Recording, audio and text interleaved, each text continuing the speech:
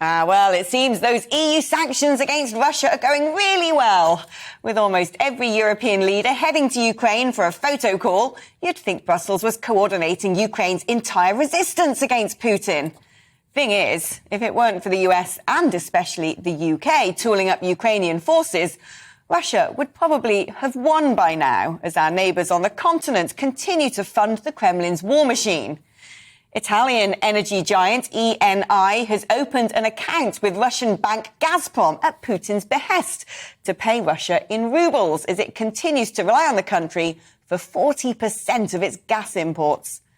Plucky Poland and Bulgaria told Vlad to choke on his sanction-busting plan, but it seems Rome is less willing to listen. It rather makes a mockery of Italian Prime Minister arch-Europhile Mario Draghi's proposal to forge a European energy union to work together on buying fuel to keep costs low and security high.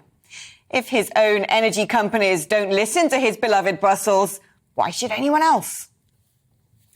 Now, in the EU League of Putin enablers, surely German Chancellor Olaf Scholz takes home the Gazprom-sponsored gong.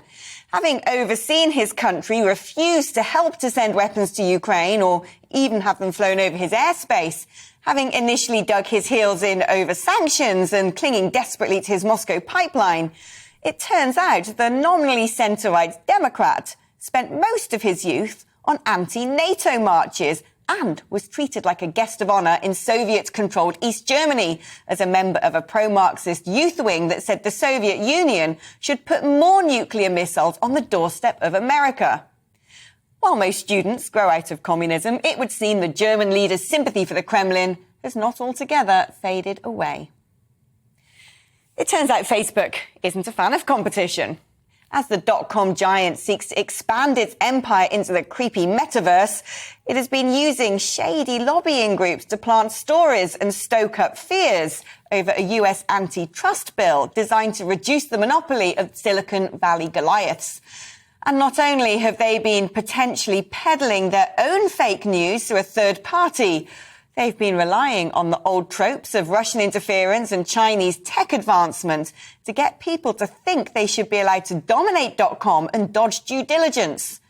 When it comes to online safety, Instagram and Facebook are hardly shining beacons of moral authority, while the launch of its virtual space has been dogged by grim abuse and X-rated adult avatar assault. And it's like 2016 all over again, isn't it? Having stamped her feet and demanded change to the ridiculous Northern Ireland Protocol that sees Belfast without a power-sharing executive and companies there losing £2.5 million a day, Liz Truss's promise to bin the worst bits of the nonsensical border down the Irish Sea look about as likely to pass through Parliament as a pasty through the Port of Larne without the 700 reams of Latinate legal mumbo-jumbo demanded by Brussels. The EU, who in typical technocratic psychopathy have issued a statement of warning against the Foreign Secretary's proposals, must be rubbing their paws together with glee as rebels in the Commons and the Lords threaten to block the much-needed fix with high-minded lip service to upholding deals.